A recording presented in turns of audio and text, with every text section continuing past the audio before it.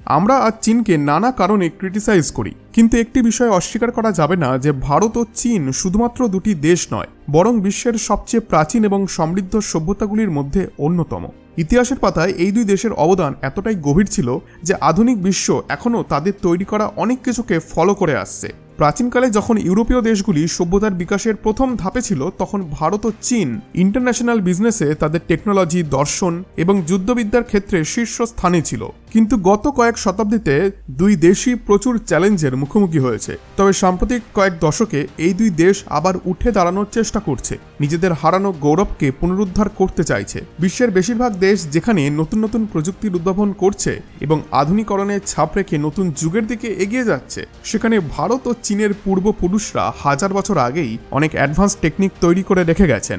আজকের বিশ্ব সেই প্রাচীন জ্ঞানের বাস্তব প্রমাণ আবারও দেখতে পেল। আপনারা নিশ্চয়ই স্টেলথ প্রযুক্তি সম্পর্কে শুনেছেন। যারা জানেন না তাদেরকে শর্টভাবে বলে দিই যে স্টেলথ টেকনোলজি এমন একটি বিশেষ ধরনের আবরণ বা কোটিং, যা যদি কোনো ফাইটার জেট বা অস্ত্রে প্রয়োগ করা হয় তাহলে সেটিকে কোনো র্যাডার বা শত্রুপক্ষের কোনো প্রতিরক্ষা ব্যবস্থায় শনাক্ত করতে পারবে না। এটি এতটাই উন্নত প্রযুক্তি যে আজ পর্যন্ত শুধু একটিমাত্র দেশই এটিকে সম্পূর্ণভাবে আয়ত্ত করতে পেরেছে, এবং সেই দেশ হলো আমেরিকা। আমেরিকা শুধু এই প্রযুক্তি আয়ত্তই করেনি, বরং স্টেলথ প্রযুক্তির সঙ্গে অস্ত্র তৈরি করেছে এবং গত 20 বছর ধরে যুদ্ধক্ষেত্রের সাফল্যের সঙ্গে সেগুলিকে ব্যবহার করে আসছে। প্রতিটি যুদ্ধেই এই প্রযুক্তি কার্যকর প্রমাণিত হয়েছে। কিন্তু সবথেকে অবাক করার বিষয় হলো, যেখানে আমেরিকা গত কয়েক দশক ধরে স্টেলথ প্রযুক্তি কাজে লাগিয়ে অস্ত্র তৈরি ও ব্যবহার করছে, সেখানে বিশ্বের অন্য কোনো দেশ আজও এই প্রযুক্তিকে পুরোপুরিভাবে রপ্ত করতে পারেনি। এখন এটিও একটি ভাববার বিষয় যে বিশ্বের শক্তিধর দেশগুলি গত 25 বছর ধরে নিশ্চয়ই বসেছিল না। তারা বারবার চেষ্টা করেছে স্টেলথ প্রযুক্তি তৈরির, কারণ এর গুরুত্ব বিপুল। যদি কোনো দেশ এই প্রযুক্তির অস্ত্র হাতে পায়, তবে শত্রুপক্ষ টের পাওয়ার আগেই হামলা চালিয়ে নিরাপদে তা ফিরেও আসতে পারবে। আর এই কারণেই স্টেলথ প্রযুক্তিকে বিশ্বের অন্যতম ডেঞ্জারাস টেকনোলজি হিসেবে ধরা হয়। আর এই কারণেই আমেরিকার পর রাশিয়া, চীন এবং ইউরোপের দেশগুলি, এমনকি ভারতও স্টেলথ প্রযুক্তি তৈরির চেষ্টা চালিয়ে যাচ্ছে, কিন্তু এখনও পর্যন্ত কেউই পুরোপুরিভাবে সফল হতে পারেনি। তবে এবার এখানে একটি ব্যতিক্রম রয়েছে, যেটি হলো চীন। হ্যাঁ, চীন টানা 3 দশক ধরে নিরবিচ্ছিন্ন গবেষণার পর অবশেষে স্টেলথ প্রযুক্তিকে তৈরি করতে সক্ষম হয়েছে। শুধু তাই নয়, তারা এমন এক উন্নত স্টেলথ প্রযুক্তি তৈরি করেছে যা কিছু ক্ষেত্রে আমেরিকার থেকেও বেশি কার্যকর। আজকের দিনে চীনের স্টেলথ প্রযুক্তি এতটাই শক্তিশালী যে এটি আমেরিকাকে পর্যন্ত পেছনে ফেলে দিয়েছে। আর সবথেকে অবাক করার বিষয় কি জানেন? চীন এই অত্যাধুনিক প্রযুক্তি তৈরি করতে তাদেরই 3000 বছর পুরনো এক ঐতিহ্যবাহী কৌশল ব্যবহার করেছে। চীনের রিপোর্ট থেকে জানা যাচ্ছে যে চীন তাদের নতুন স্টেলথ প্রযুক্তিতে এক অভিনব পদ্ধতি অবলম্বন করেছে, যেটি আপনি স্ক্রিনে দেখতে পাচ্ছেন। এই প্রযুক্তির মূল রহস্য পুরনো রেশম বুনন টেকনিক। আপনারা যদি ইতিহাস দেখেন, তাহলে রেশম উৎপাদনের সূচনা হয়েছিল চীনেই, এবং এটি তখন থেকেই এতটা গোপনভাবে করা হতো যে যদি এই রেশম প্রক্রিয়াকে কেউ ফাঁস করত, তাহলে তাকে সোজা মৃত্যুদণ্ড দেওয়া হতো। সেই কারণেই শত শত বছর ধরে রেশম উৎপাদনের আসল পদ্ধতি গোপন ছিল। আর এবার চীন সেই প্রাচীন কৌশলকে আধুনিকভাবে প্রয়োগ করেছে। তারা ইলেকট্রনিক চার্জযুক্ত বিশেষ সুতো ব্যবহার করে স্টেলথ প্রযুক্তিকে তৈরি করেছে, যেটি বর্তমানে F-35 এবং F-22 র্যাপ্টর জেটের থেকেও উন্নত বলে দাবি করা হচ্ছে। এখন প্রশ্ন হলো, চীনের প্রযুক্তি কেন আমেরিকার স্টেলথ টেকনোলজির চেয়ে উন্নত? দেখুন বন্ধুরা, আমেরিকার স্টেলথ ফাইটার জেটগুলির প্রযুক্তি মূলত একটি বিশেষ ধরনের পেইন্ট বা টাইলস ভিত্তিক, অর্থাৎ এগুলির ওপর একটি পেইন্ট করা হয়েছে যা র্যাডার থেকে লুকিয়ে থাকার জন্য ডিজাইন করা হয়েছে। যদিও এটি অত্যন্ত কার্যকর, কিন্তু এতে দুটি বড় সমস্যা রয়েছে।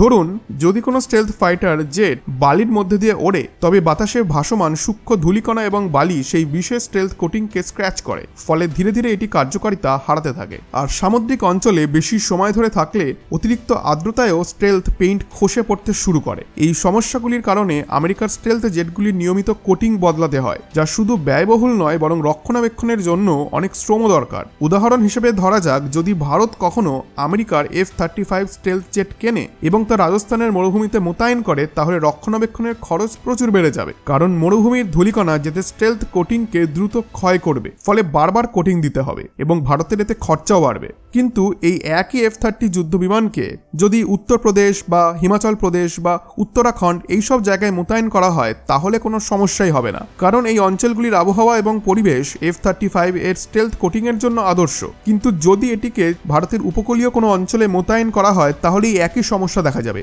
কারণ সেখানে আর্দ্রতার কারণে স্টেলথ কোটিং দ্রুত ক্ষতিগ্রস্ত হবে। এটাই হলো সবথেকে বড় চ্যালেঞ্জ, যার সমাধান চীন বের করে ফেলেছে। প্রায় 3000 বছর আগে চীনে হান রাজবংশের শাসনকালে বিশেষ এক ধরনের রেশমের কাপড় তৈরি করা হতো, যেখানে কাপড়ের ওপর একটি নির্দিষ্ট প্রলেপ অর্থাৎ কোটিং দেওয়া হতো এবং পরে সেটিকে নিখুঁতভাবে বোনা হতো। এর ফলে একটি ইউনিক ডিজাইন তৈরি করা সম্ভব হতো, যা শুধু দেখতে সুন্দরই ছিল না, বরং কাপড়ের স্থায়িত্ব বাড়িয়ে দিত। চীন ঠিক এই ঐতিহ্যবাহী পদ্ধতিকেই আধুনিকীকরণ করছে। তারা ইলেকট্রনিক চার্জযুক্ত বিশেষ সুতো নিয়ে সেটিকে স্টেলথ কোটিংয়ে ডুবিয়ে পরে সেগুলিকে বিশেষভাবে বুনন করে একটি নতুন ধরনের স্টেলথ শিল্ড তৈরি করে ফেলেছে। এই প্রযুক্তির সবথেকে বড় সুবিধা হলো যে এটি উচ্চ আর্দ্রতা যুক্ত হয়, অর্থাৎ সাগর তীরবর্তী অঞ্চলেও এটিকে খুব সহজেই ওড়ানো যাবে। আর ধরুন যদি মরুভূমির প্রচণ্ড গরমে বা ধুলোর মধ্যেও এটিকে ওড়ানো হয়, তাহলেও এটি দীর্ঘস্থায়ী হবে। কিন্তু এখানে একটি বড় প্রশ্ন রয়েছে যে তাত্ত্বিকভাবে এটি নিখুঁত মনে হলেও বাস্তবে এটি ওয়ারফিল্ডে কতটা কার্যকরী হবে। দেখুন, যদি এই নতুন স্টেলথ প্রযুক্তি যুদ্ধক্ষেত্রে শত্রুর র্যাডারকে ফাঁকি দিতে পারে এবং শত্রুপক্ষকে বোকা বানিয়ে বিমানকে অদৃশ্য রাখতে পারে, তবে এটি সত্যিই বিপ্লব ঘটাবে। কিন্তু তা এখনো পুরোপুরি নিশ্চিত নয়, কারণ কেবল ভবিষ্যতেই তা বোঝা যাবে। তবে এটি নিশ্চিত যে চীন তাদের ইতিহাস থেকে শিক্ষা নিয়ে তাদের ঐতিহ্যকে কাজে লাগিয়ে নতুন কিছুতে তা ইমপ্লিমেন্ট করছে। এখন ভারতও যদি আর চীনের মতো তার প্রাচীন জ্ঞানকে কাজে লাগাতে পারে, তবে আমরা নতুন যুগের প্রযুক্তিতেও বিপ্লব ঘটাতে পারি। উদাহরণস্বরূপ ভারতের লৌহ স্তম্ভ, যা হাজার বছরেও কোনো মরিচা ধরেনি। এই প্রযুক্তি কি আমরা আমাদের আধুনিক প্রতিরক্ষা ব্যবস্থায় কাজে লাগাতে পারি না? এছাড়াও প্রাচীন বৈমানিক শাস্ত্র, অর্থাৎ যেখানে উড়োজাহাজ ও মহাকাশ নিয়ে ধারণা ছিল, এটিকেও কি নতুন এভিয়েশন টেকনোলজিতে কাজে লাগানো সম্ভব নয়? আমরা যদি শুধু ওয়েস্টার্ন প্রযুক্তির ওপরে নির্ভরশীল হয়ে থাকি, তাহলে সত্যিকারের উদ্ভাবন কখনোই সম্ভব নয়। বরং আমাদের নিজের ঐতিহ্য, পুরনো জ্ঞান এবং আধুনিক বিজ্ঞানকে একত্র করে একটি নতুন দৃষ্টিভঙ্গি তৈরি করতে হবে। ভবিষ্যৎ ভারত গড়ার জন্য আমাদের অতীতকেই নতুনভাবে ব্যবহার করতে হবে। বন্ধুরা, এই নিয়ে আপনাদের কি মতামত? আপনাদের মতামত অবশ্যই জানান কমেন্ট বক্সে। তো বন্ধুরা, আশা করছি আজকের এই ভিডিওটি ভালো লেগেছে। ভিডিওটি ভালো লেগে থাকলে ভিডিওটিতে অবশ্যই একটি লাইক এবং চ্যানেলটিকে এখনই সাবস্ক্রাইব করে দিন। ধন্যবাদ।